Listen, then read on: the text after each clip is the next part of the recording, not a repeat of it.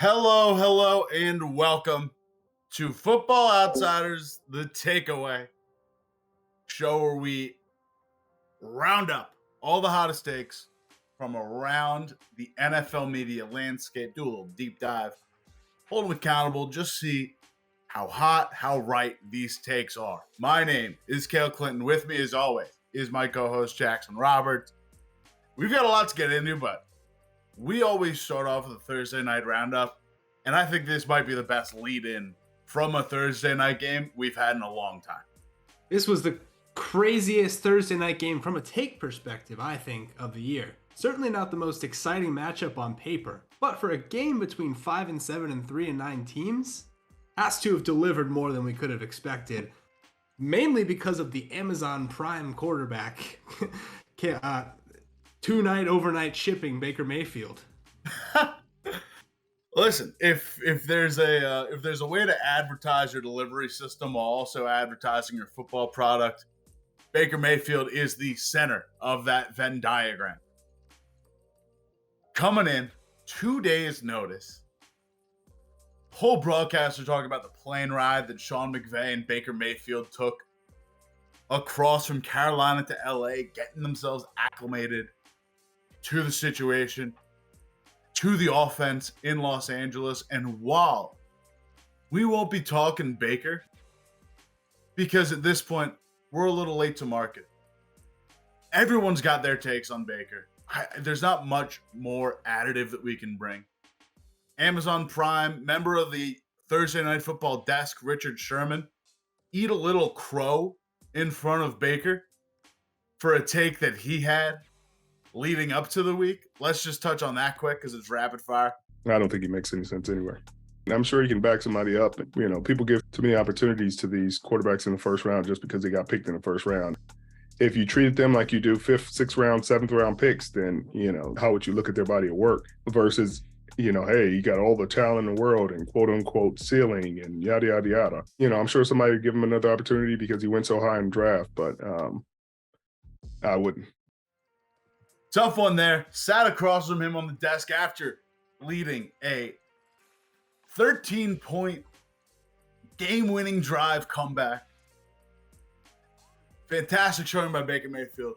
We could go across the NFL landscape. There was good, bad, and in between on Baker. Let's take a different approach, Jack. Yeah, because who's going long-term on Baker right now is the other thing. One night, great story. A lot of people coming out with takes on one night. I haven't seen anyone stand on the table and say, 2023 Rams, Baker Mayfield is leading them to the playoffs. Now, that would be a take. Haven't seen it yet. Listen, great opportunity for an audition. Great opportunity just for him to even out some of the good and bad press that he's gotten since entering the Carolina Panthers quarterback carousel, I suppose.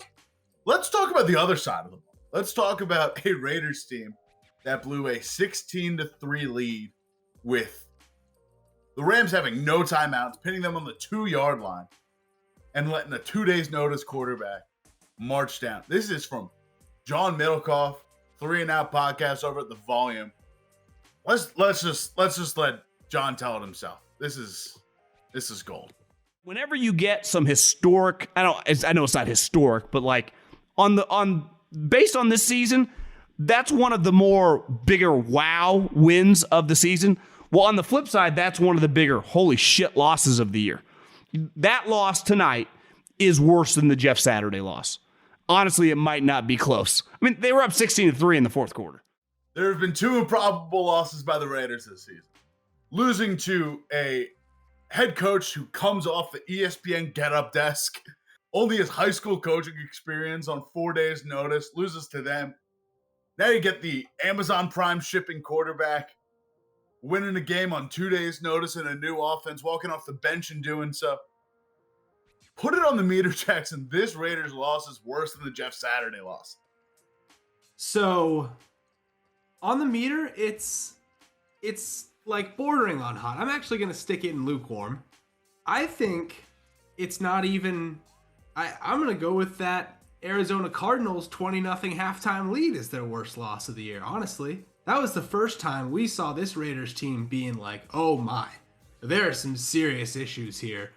you give this team a huge lead, doesn't mean anything. The Jeff Saturday loss, while bad, it's like, what does Jeff Saturday... First of all, he had the layup of all layups of putting Matt Ryan back in at quarterback. That, if we had known going into that game that Matt Ryan was going to be playing instead of Sam Ehlinger, I think people end up a lot less surprised than they initially were all week leading up to that game, thinking there's no way the Colts can win that game.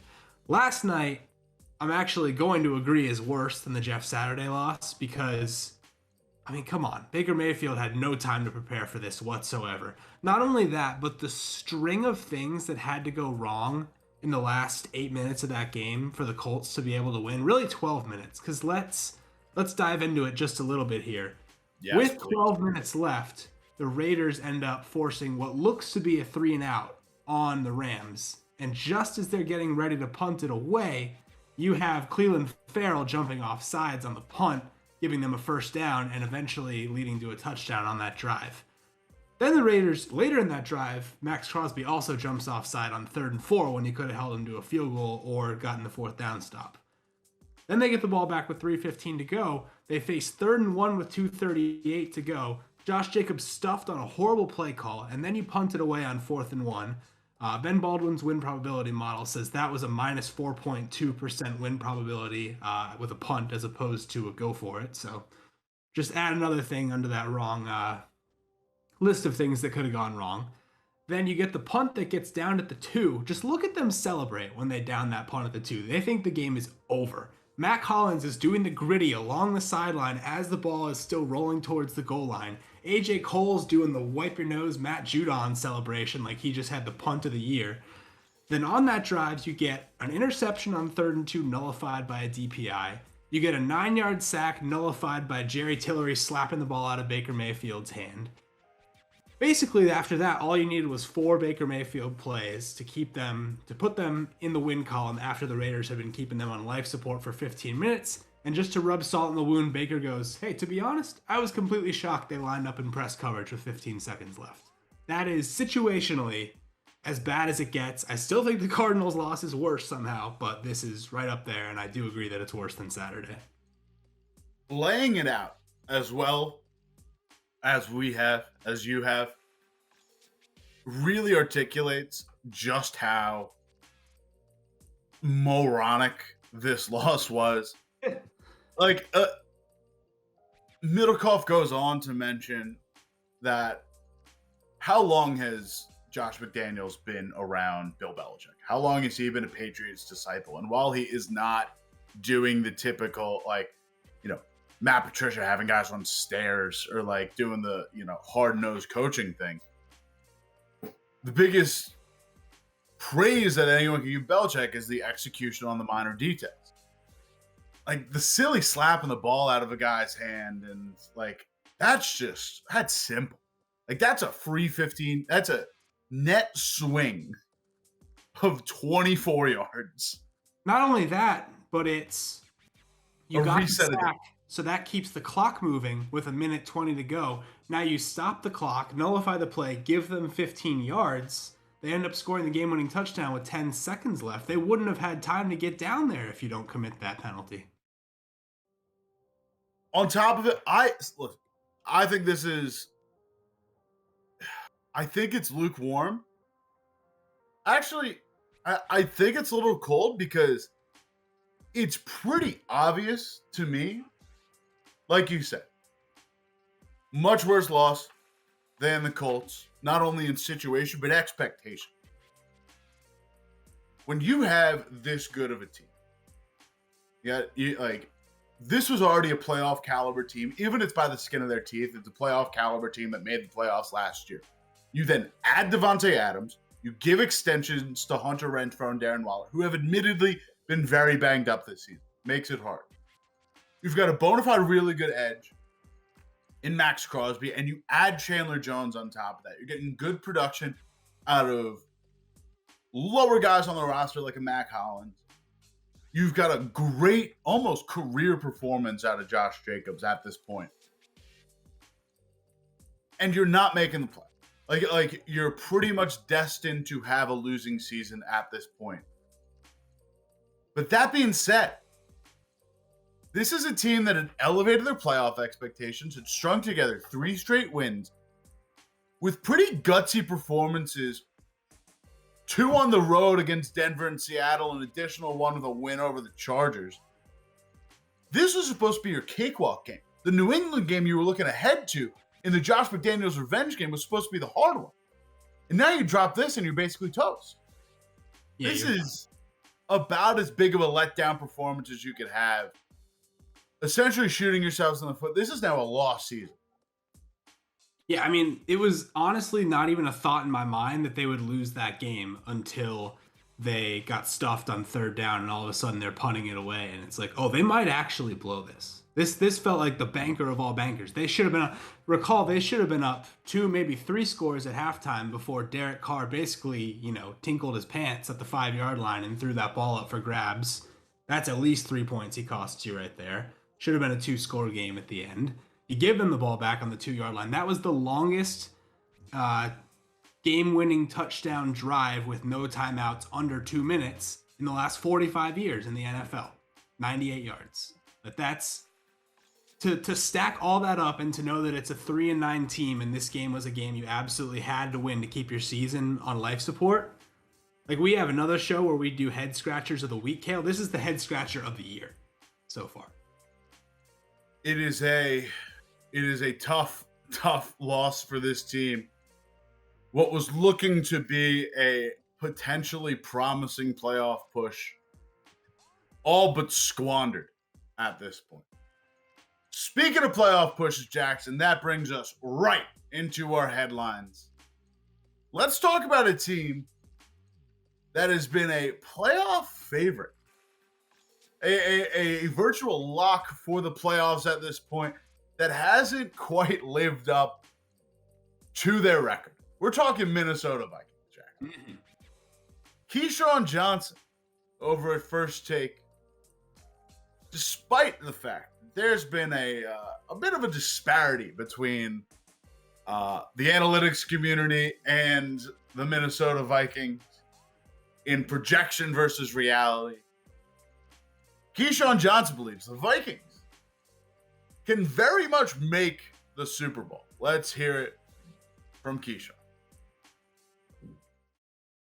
But it's all about matchups, and it's all about seeding. And if you get the right matchup and the right seeding in the playoffs, and you miss a certain opponent, for years, Pittsburgh Steelers ran up against the New England Patriots. But whenever they missed them, they got to the Super Bowl. So it's like, are they going to miss a Dallas or miss a Philadelphia or catch a Philadelphia hobbled at the time or catch a Dallas hobbled at the time? When you got playmakers on the offensive side of the ball and you can score and you miss that defense in Dallas, somehow you get around them. And they got eliminated by somebody. They did the Dallas thing you always screaming about. Now you play against Philadelphia. The outcome is maybe different this time around. Okay. So it's a legitimate shot. Mm-hmm. That's not just poo-poo it. They're 10-2 for a reason. Okay. 10-2 for a reason. The Vikings can very much make the Super Bowl if they have the right path. Put it on the meter. For a reason, Cale. They can't. I'm going to be the one to put my flag in the ground and say they can't make the Super Bowl. So for that reason, I'm going hot take, wrong take. Love Keyshawn in general, and I don't think he's not like planting his flag in the way that I am. He's not saying they're going to make the Super Bowl. That's why I'm not putting it in super hot. But, I mean, come on. So Aaron Schatz does a great analysis this week. 10-2 teams, historically, DVOA. They're by far the worst 10-2 team. And actually, if you lower the criteria to just teams that are 9-3 or worse, they're still the worst second team by DVOA. Of the worst 12 teams to be at least 9-3 and have a DVOA this bad, only one has ever made it to the Super Bowl. That was the 99 Tennessee Titans. They at least had a positive DVA of 3.5%. This team, negative 5.5%. No team with a negative DVOA at this point in the season, being at least 9-3, has made it to the Super Bowl, and that is the direction I think the Vikings are going. Okay. This is tough. Okay. I'm going to put it in hot, and I'm going to play devil's advocate. I'd like to present first that one of the most indicative metrics for overperformance is record in one-score games. Because those are relatively even games. They're not, luck is a spicy variable to throw in, but they're a little luck-based. Things bounce your way. Things help you out along the way. Jackson, the Vikings this season are 9-0 in one-score games. Their one loss, their two losses, are a 24-7 loss to the Eagles and a 40-3 loss to the Cowboys. If I could jump in there, fascinating graphic I saw this week. Don't know where I saw it, can't pull it back up, but if you reversed the scores of all the one-score games in the NFL this year, it's actually pretty fascinating. A lot of teams stay in the playoff picture. The Niners would still be 8-4. You get a couple teams like the Jags and the Lions bumping up, which makes sense. These are teams that DVOA stats say they're better than we think we are. If the Vikings had lost all the one-score games they'd won, they would be 1-11. I mean, that is insane. They have not beaten anyone. They have one win that's not by one score. So that being said,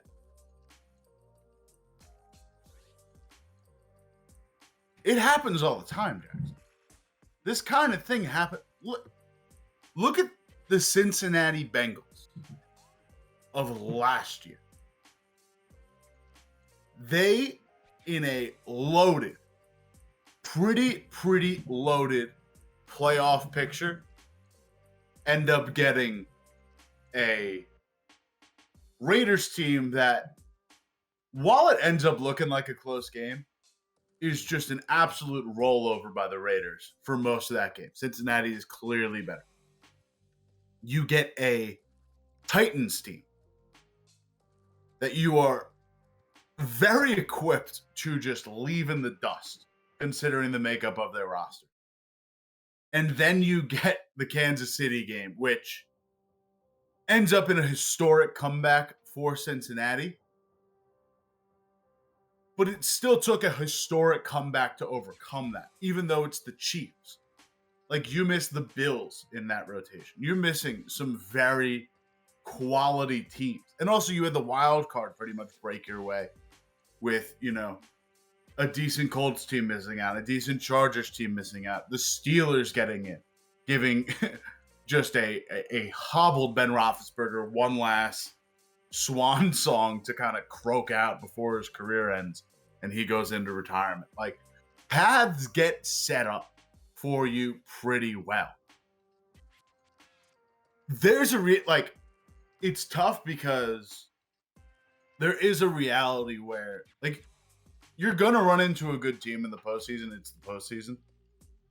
But there's a reality where Minnesota catches, a shaky, let's say they start off with an NFC East team in the first round. They get a Giants or a Commanders who hobble into the postseason. They get a winner of whoever gets the NFC West in a probably Brock Purdy-led 49ers or a offense-heavy Geno Smith Seattle Seahawks. Then you just got to get to that NFC Championship. And you've got enough of a record in one-score games where, you've pulled off the fourth quarter heroics before. It can't be that big of pressure for you. When have they not played one-score games, Cale? Against the Philadelphia Eagles and the Dallas Cowboys. Who are you going to see in the NFC Championship game? The winner, most likely, of the Philadelphia Eagles versus the Dallas Cowboys. I do not see it happening. But let's say they catch the Eagles. That's a team that no longer has Dallas Goedert. That's a team with Quez Watkins. That's a team with Quez Watkins banged up. That's a team that is could not have CJ Gardner-Johnson. And it's you don't know what's going to happen in the next month and a half. Even though the Eagles are the best. Hurt. You can play this game all day. Injuries happen in football. The Eagles are a lot better than the Vikings. We're playing the exact same game. this is a luck-based Minnesota Vikings team. If they just keep riding four-leaf clovers and lucky horseshoes and rabbit's feet, there's a world where they can make the playoffs. I'm just saying, Keyshawn very much has a point. And if you're going to play devil's advocate, there's a path there. If you're going to use the example of the Bengals, I don't like it because we have seen, not just last year, but this year, how that Chiefs matchup is really nice for the Bengals in terms of the defenses that they can put together in order to slow down Patrick Mahomes. And obviously the Chiefs just can't stop the Bengals going the other way. The Vikings, I think the Eagles and Cowboys are both horrible matchups for the Vikings because they have the talent in the secondary to at least be able to slow down Justin Jefferson somewhat. Those are two teams where if you're going to beat them, you're going to have to do it heavy in the ground game. You're going to have to keep the ball out of their hands. And while Dalvin Cook is talented, I don't think he's doing the things he's been capable of this year. Their run blocking as a team is generally bad. And that's the thing about Minnesota is if you go into their DVOA stats, pretty much everything is below average. There's not one thing aside from the magic of Justin Jefferson and the close game luck gene that they seem to have that they actually do well. Whereas if you the Bengals, you can identify their strengths last year. And I don't think you can do it as well with this year's Vikings. And it comes down to can Kirk Cousins be that guy in the playoffs as well? There's too many factors here for me to be able to stand on the table and say the Vikings can do this.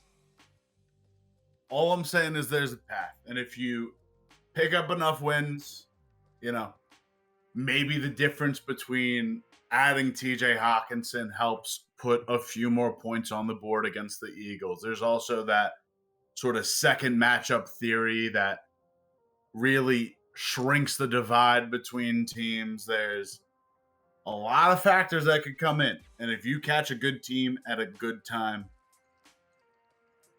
who knows what's going to happen. Kicking in the NFC North, Jax, we are going with the Takesmith, the most genius idea for this show. We've only used it once in the history of the takeaway because it's almost a little too derivative. It is too perfect to use for this show.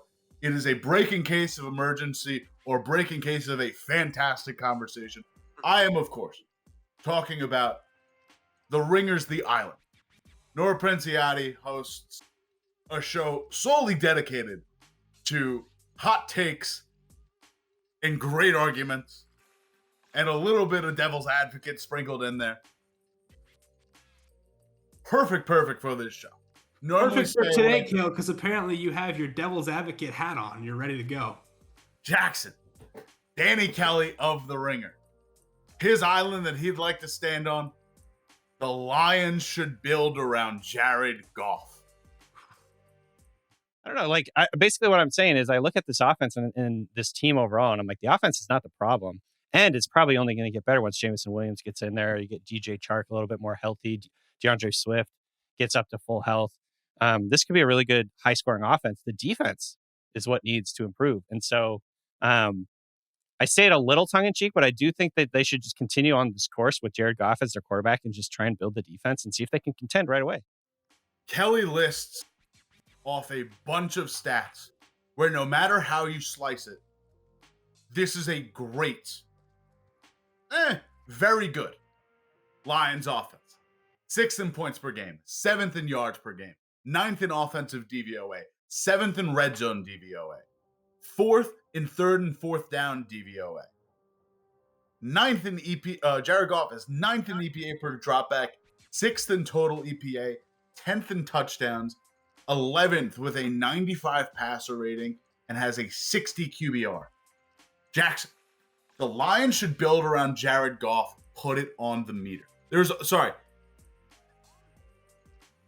I don't know if this is going to be a cut or what, but should also be noted that this conversation is contingent on a couple things, like the Lions being able to keep their offensive coordinator, Jameson Williams hitting, Jared Goff continuing to operate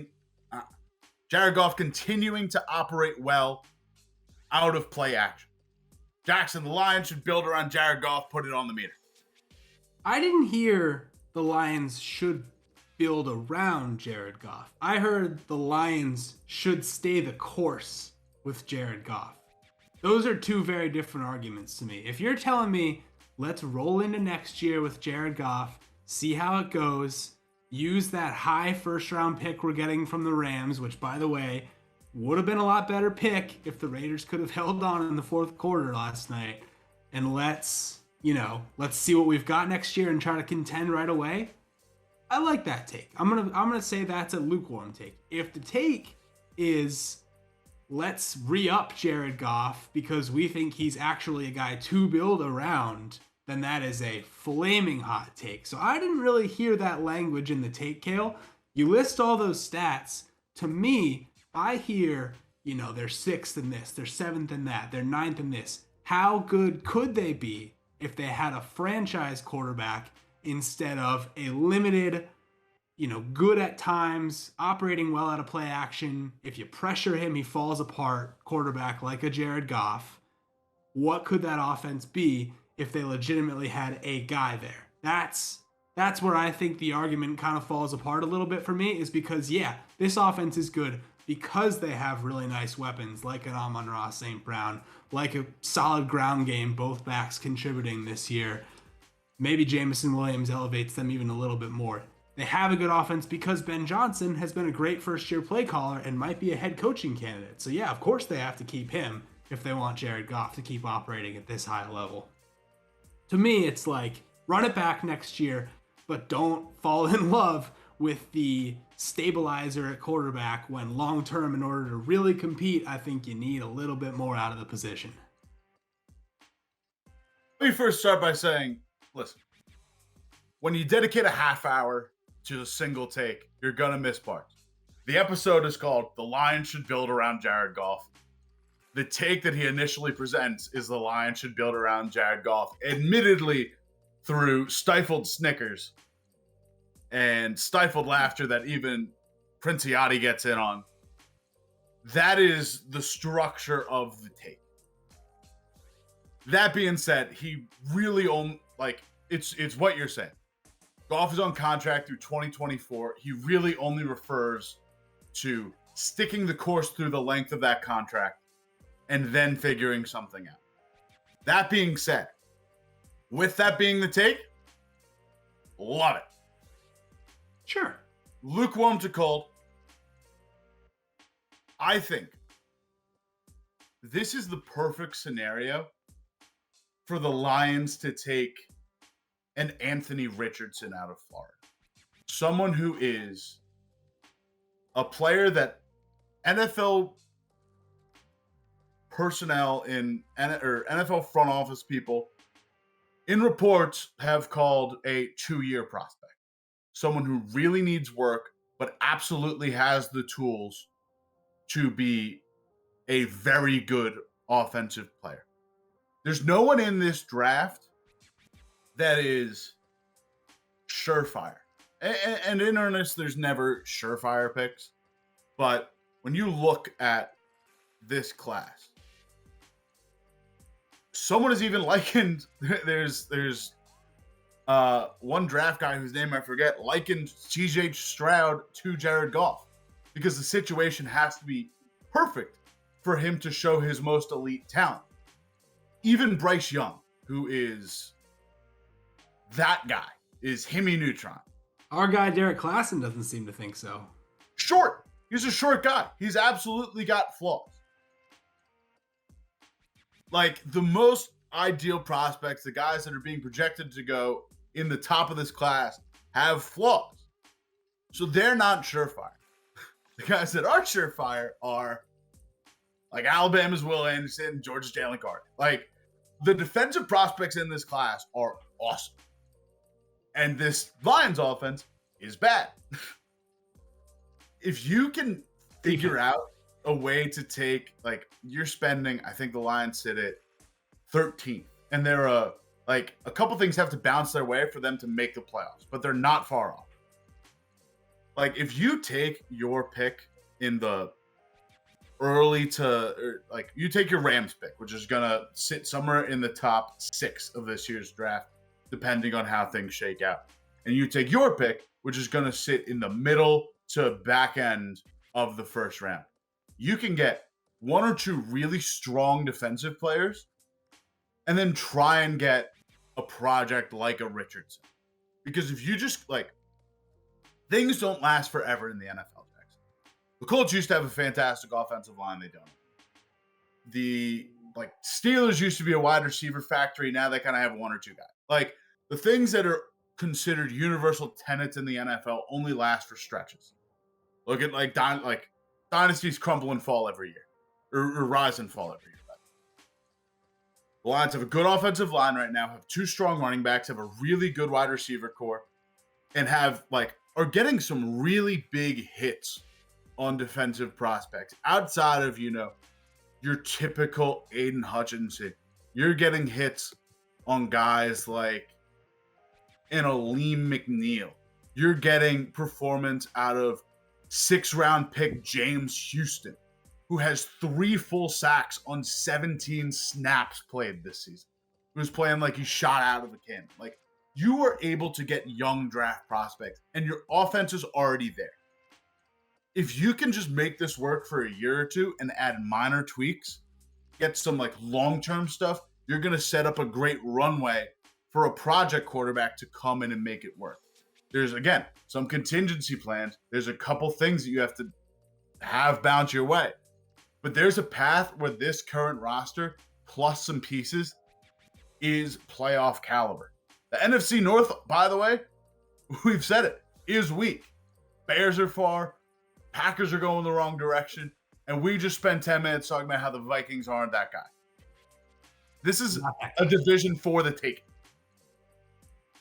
This is mean, because this wasn't really that much of a consideration in the draft, and I'm in no way trying to pick on Aiden Hutchinson here, but how awesome would it have been if the Lions had taken Sauce Gardner at 2 this year instead of Aiden Hutchinson, knowing that this upcoming draft is stacked with defensive line prospects and they're going to be drafting in that range to maybe get a Will Anderson, a Jalen Carter, maybe a Miles Murphy out of Clemson as well. Man, you build out that secondary with an elite prospect like Sauce Gardner, who already looks like a top 5 corner in the league, and then this is the year you go and get your guy up front. I feel like that would have worked out so perfectly. And there isn't really an elite corner prospect, safety prospect that I can see this year that compares with what Sauce was coming out last year, or even a Stingley last year. So that's just some wishful thinking. Totally gets away from the argument we were just making, and most of your points I agree with. But man, that just got me thinking, what if? It's tough because last year was supposed to be the big defensive end class. Last year was Aiden Hutchinson, Kayvon Thibodeau. Honestly, the Jaguars sneaking in, taking Trayvon Walker. I screw up the name constantly. Coming in, taking him, and letting Hutchinson fall into the lap. That was the Lions getting a gift of who was supposed to be the bona fide number 1. Thibodeau looks like he might be the best of the 3.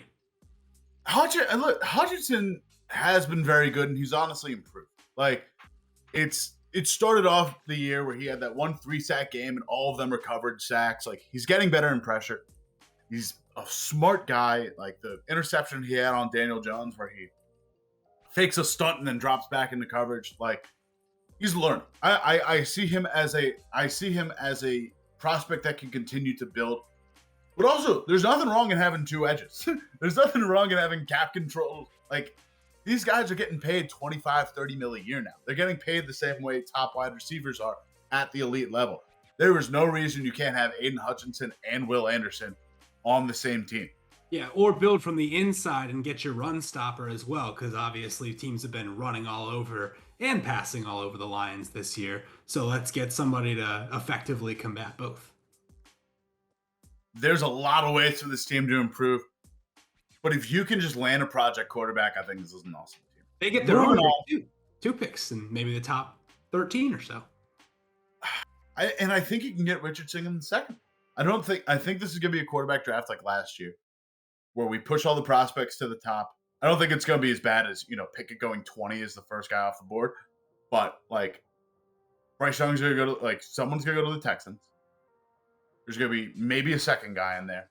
And then a lot of the other guys, like Levis and Anthony Richardson, a Hendon Hooker, project guys or guys that need to heal up like Hooker are going to go later. There's not going to be as much capital spent.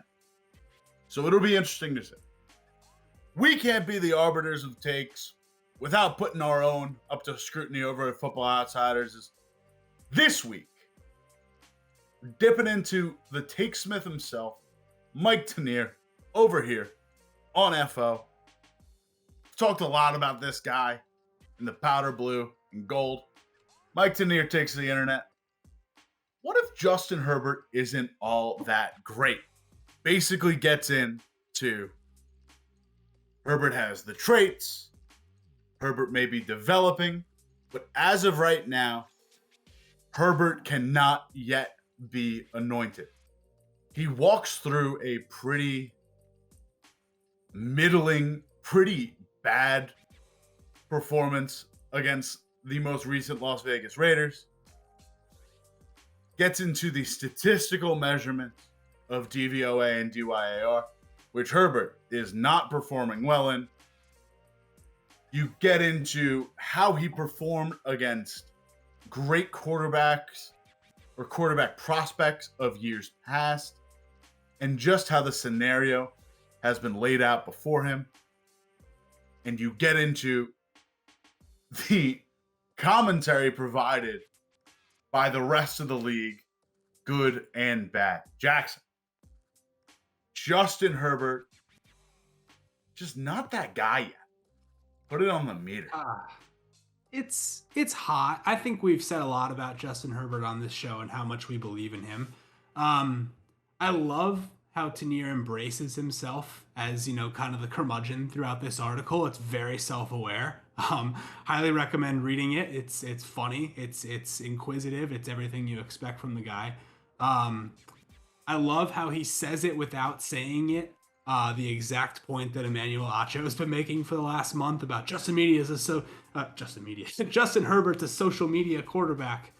He talks about Justin Herbert versus perceptions. Justin Herbert leads the NFL in splooshy highlights and Twitter fawning, and points out how he basically had one touchdown play that entire Raiders game, but it's the play the entire internet seizes on. But then he also kind of goes on a little bit to say, he doesn't come through in the final moments, but then points out all the ways it wasn't Herbert's fault, in that they run it to Austin Eckler on first down, they throw a dumb screen pass to Austin Eckler on second down, and then Keenan Allen trips and falls on his third down sluggo route. I don't hear anything. There's a lot of things that have gone against Justin Herbert this year. That's just another of them. He's not getting any help from anyone at any time. It doesn't help the cause that Keenan Allen looks cooked. Keenan Allen looks like he's got barbecued hamster. He is not the same route runner he once was. The injuries have really hampered the guy.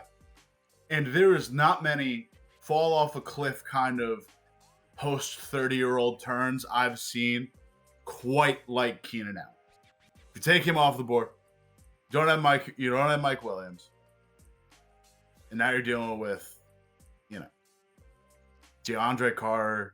You're dealing with mostly Austin Eckler being a historic 100 carry, 100 reception running back. You got Josh Palmer. You got Gerald Everett, the tight end. You're not working with a ton of weapons here. The offensive line is banged up. There's excuses to make for her. Having Joe Lombardi in isn't a very great scenario either. Kind of just running a stick and really taking the ball out of Herbert's hand. Really running a pretty conservative short game. Not testing downfield too much. The moments that they do, it's in moments of desperation. Then you get into the Acho thing where Herbert throws a lot of pick sixes. But when you're throwing with the volume that Herbert throws, he still has one of the lowest interception rates in all of the NFL. That being said, there is something to Tanier's take of, you watch the tape on Herbert in 2020, 2021, and you see flashes. And you can see flashes out of anyone. You could see flashes out of Baker Mayfield last night. Flashes aren't what make a quarterback. It is the entire package. And while you can kind of make excuses about Herbert's game, the full anointing that has been done of Herbert in recognizing the prospect that he could be ignores what he has currently put out. This is a team with high expectations, not just big names, but household names all over the offense and defense. And they've yet to make the playoffs, and they won't make them this year. They're eliminated from winning the AFC West if they lose this week and the Chiefs win. They've got an uphill battle to the wild card. They're behind the New England Patriots, who likely are fighting for their playoff lives against the Raiders next week. Even the Cardinals this week. It's going to be tough for them to make the playoffs this year, and that is now 3 straight years of Herbert starting, 3 straight years of no development. And yet, what you see on film, the guy might be paid like a market-setting quarterback come next year alongside Joe Burrow. Because the highs on tape have shown that he's earned it. But you can't bet on potential. You've got to bet on the tape that's been shown, I guess. Well, let's take it off the tape, though, for a second, and let's go to the numbers. Because in 2020 and 21, first two years of a QB's career, DYAR, Justin Herbert's 3rd all time. So, I mean, you can't deny the productivity. Like, it wasn't just tape in his first 2 seasons. He was legit great. He was behind Dan Marino and Peyton Manning. Like, those are the 2 guys that were better in their first 2 years, according to... Decent names. Yeah. Like, and he's right ahead of Patrick Mahomes, Ben Roethlisberger, Matt Ryan. So it's good company all the way around. This year, he's 20th in DYAR. Like, there's legitimate evidence to say that he's regressed this year, and we can blame all we want of that on missing receivers, offensive line in tatters, defense not, putting him in a position to control the game script. There's lots of mitigating factors, but at some point, if he's going to be that transcendent quarterback, he's got to rise above all that. Whereas we've seen, talented quarterbacks struggle in bad situations their whole career. It may not be entirely fair, but it's just something to ponder. It's like, okay, maybe if we do want to pay him like, Joe Burrow's going to get paid, like Patrick Mahomes already has been paid, it would be nice to see next year him rise above bad circumstances, be back in the top 5, top 7 DYAR, DVOA, and then we'll start, thinking about that Justin Herbert living up to the prospect pedigree that he's had. I'm willing to give him this year, but I don't think it's unfair to say that this year has been a disappointment in spite of all the things that have gone wrong.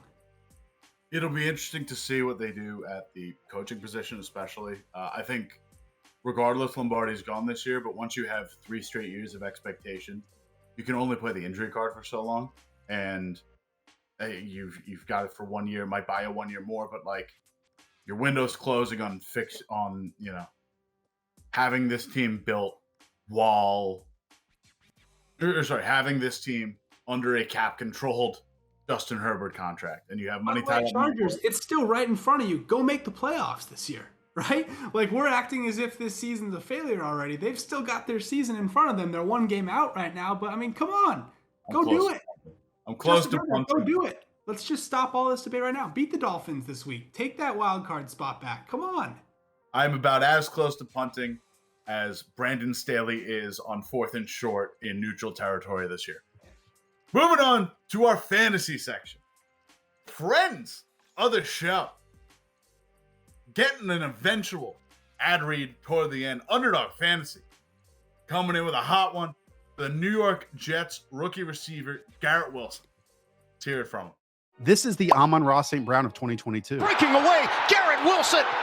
Wilson, a big play downfield. He's going to get fed. He's going to create big plays, making difficult catch after difficult catch. You knew the way to get out of this hole was to start featuring Garrett Wilson. And on the day, finishes with a monstrous 8 receptions, 162 yards. He's like the perfect blend for fantasy. You're going to get these humongous target games. Coming into this, he was averaging 17.5 expected half PPR points in non-Zach Wilson starts, and that's only going to improve with 15 targets. Garrett Wilson didn't even have his first catch until the 2nd quarter, and he finishes with 8 for 162. 15 targets. Title of this video, Garrett Wilson is a league winner. Put it on the board. I mean, maybe it's a little hot, but I agree with it. So that's the thing. Like, you know, and I don't want to seem like the guy who's always saying, I don't agree with takes on this show. Maybe sometimes it leans that way. I don't want to be that guy. And I'm going to firmly come down on the side on this one of I fully agree. Because I think Zach Wilson was bringing him down so much.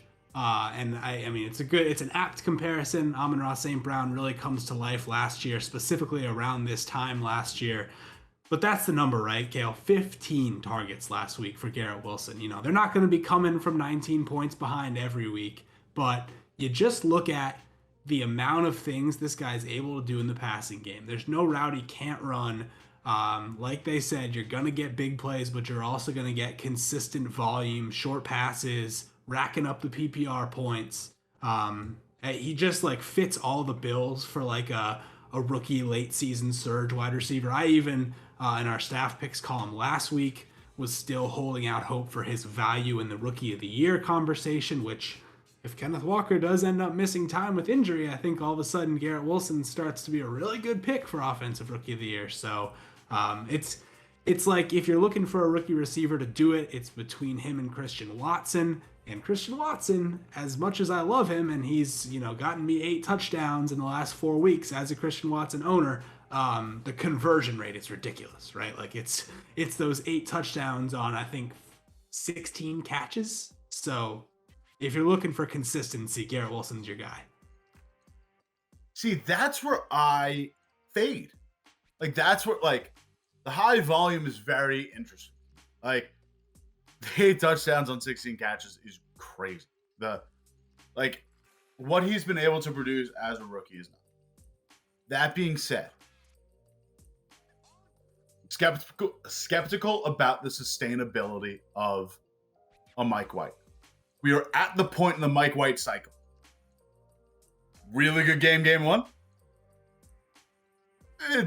Game taken out of your hands a little bit in the loss. Buffalo Bills.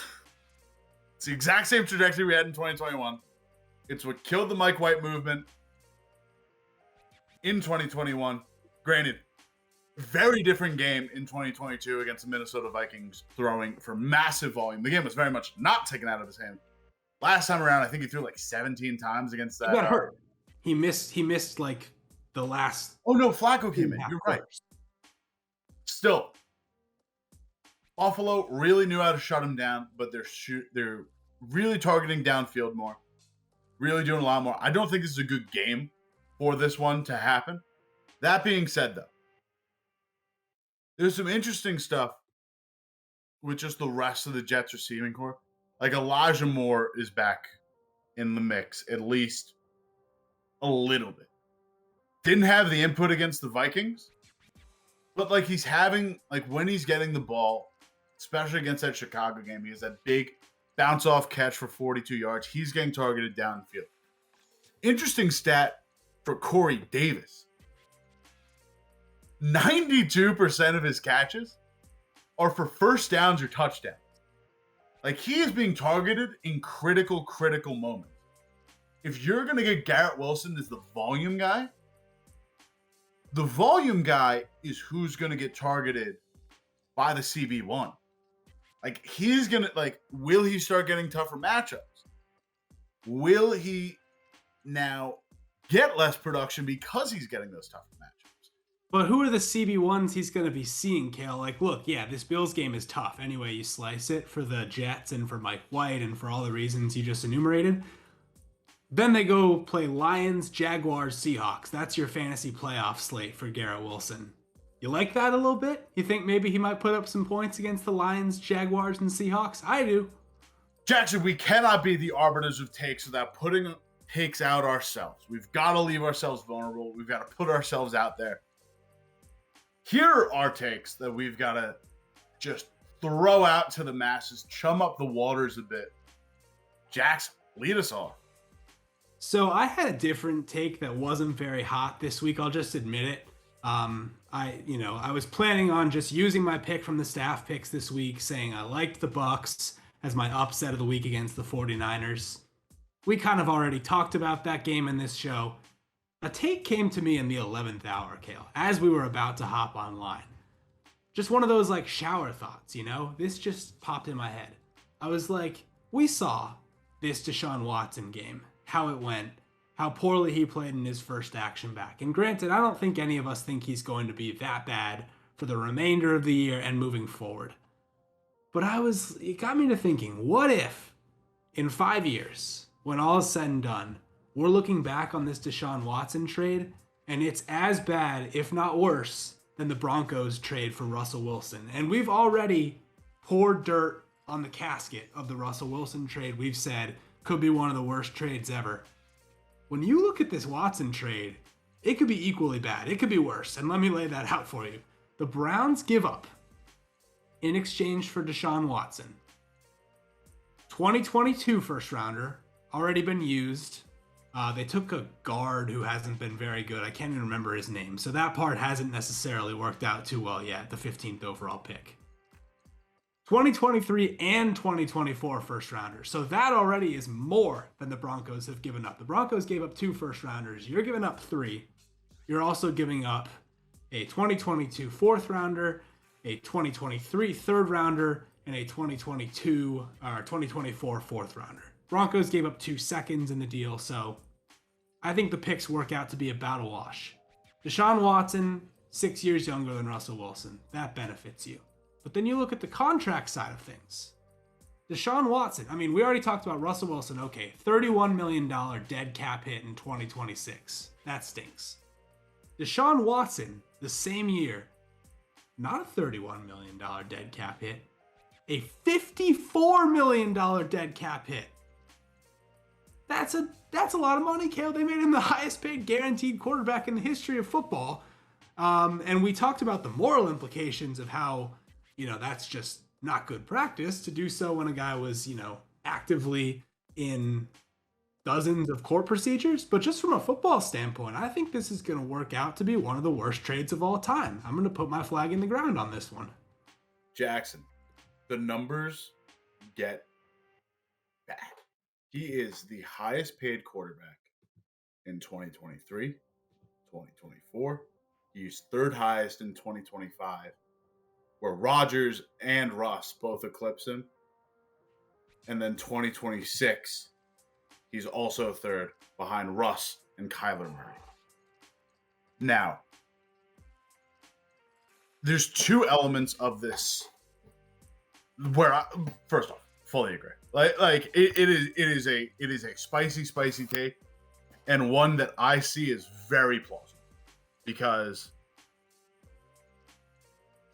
first off, that is an insane amount. Once you cross that 20% threshold for a singular cap hit, you're getting into very steep territory. The 21.3 and the 21.5 cap hits in 2023 and 2024, respectively, are damaging. The guys you would use to supplement that cost, you now can no longer bank on because you've given up picks in that year.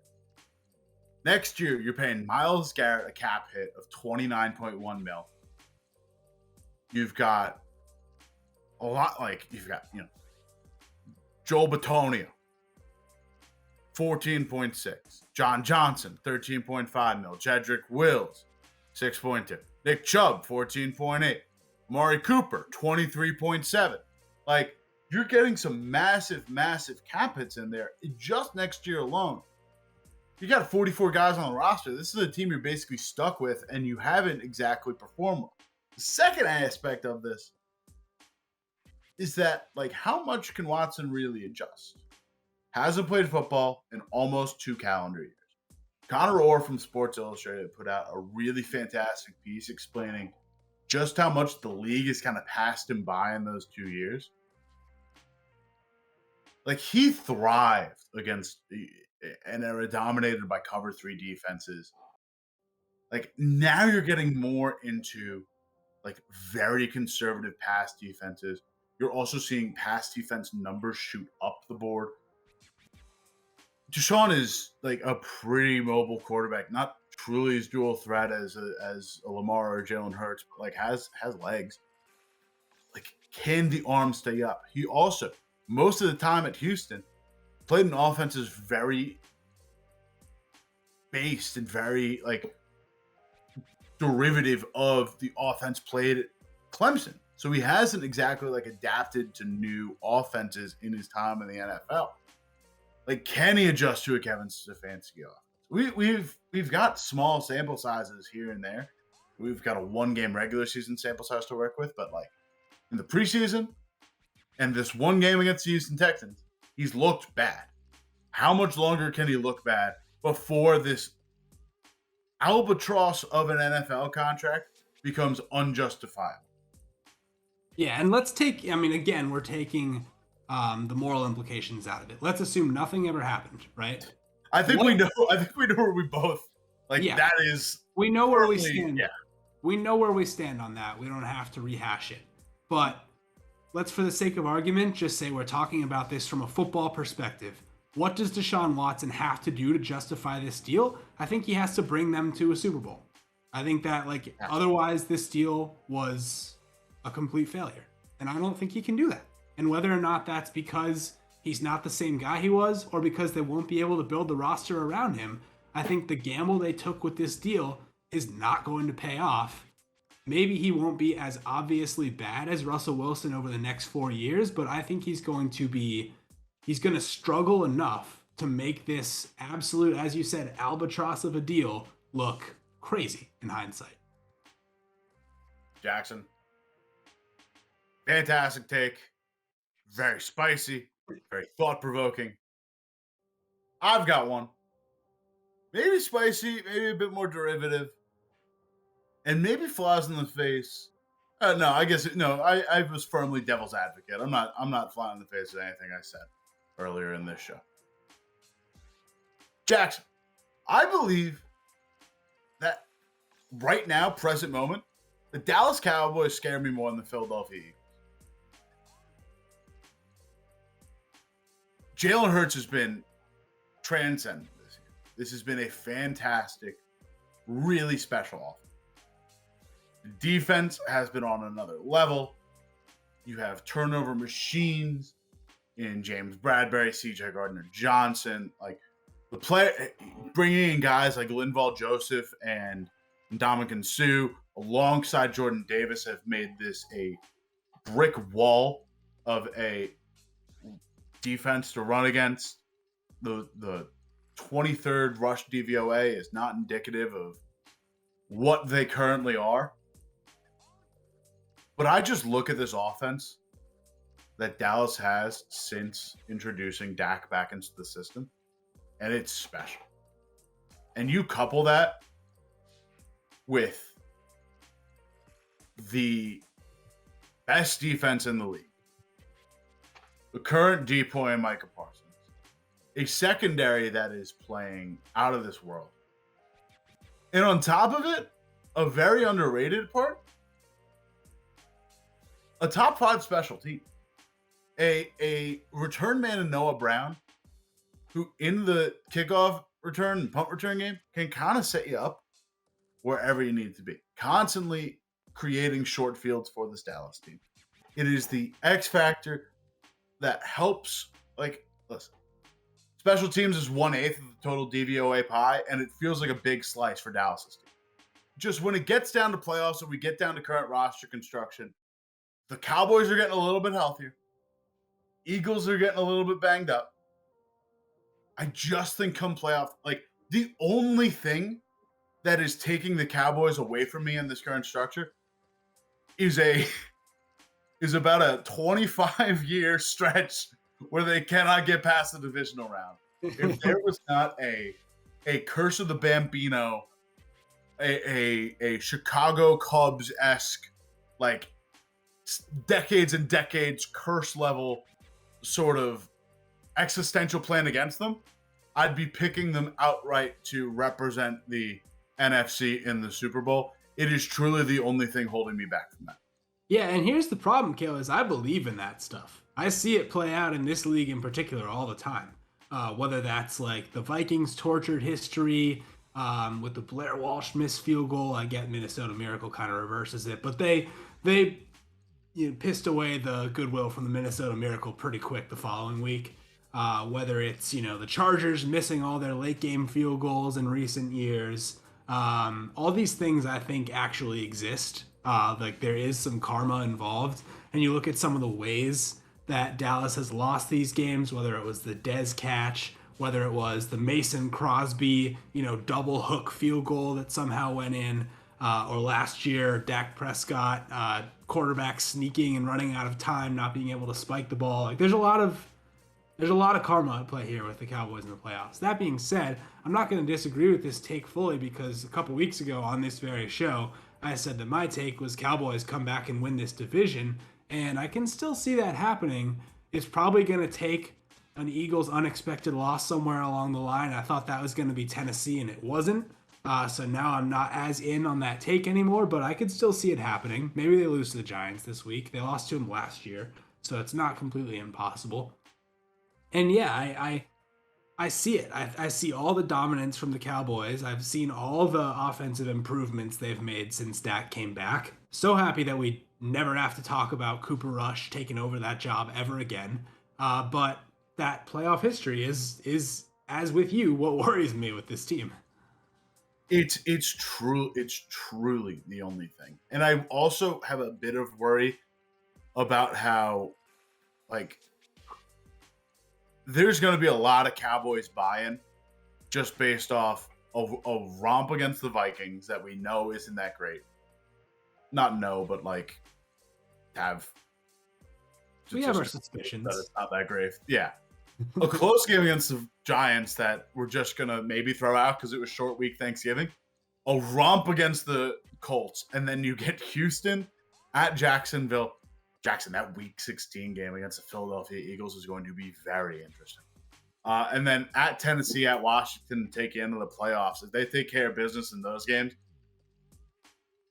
it'll help Philadelphia a lot to have that first round bye. But on just a week-to-week basis in the postseason, if we're just doing blind resume, if we get rid of the 25 years of precedence of this, again, curse that they are going through, I am firmly taking Dallas in most matchups. I want to put my faith in them this year. If they lose to the 500 Tampa Bay Bucks in the first round of the playoffs this year, after all that we've instilled in them from a faith perspective, I'm never betting on the Dallas team ever. I'm never betting on them again. They have lost. It is a fool me once, shame on you. A fool me 700 times, shame on me. That fifth loss is what really does it for us. Yeah, exactly. That'll do it for us at The Takeaway. Thank you, as always, for listening. Highly recommend you check out all of the resources and all of the outlets that we have cited in the comments down below. Want to give a shout out to one of the outlets that we cited and the sponsor of this show, Underdog Fantasy. Play on Underdog Fantasy with us and double your first deposit up to $100 with promo code OUTSIDERS. Are your season-long fantasy teams floundering? Play Underdog's Battle Royale, a fast 6-round weekly fantasy football draft with easier chances to win than traditional daily fantasy sports sites. You can even win $50,000 if you grab first place. You can also try their Pick'em game. You can easily pick players' chances to go higher or lower than projected stat lines, even in states where traditional prop bets currently aren't available. Underdog is the fastest growing fantasy site around. Join the fun over at underdogfantasy.com or download Underdog in the App Store and use promo code OUTSIDERS now to double your first deposit up to $100. There you have it, folks. Thank you, as always, for listening. Hit that subscribe button down on the YouTube. Give us a like. It helps us a lot and goes a long way. For Jackson, I'm Cale. Thank you, as always, for listening, and we will see you next week.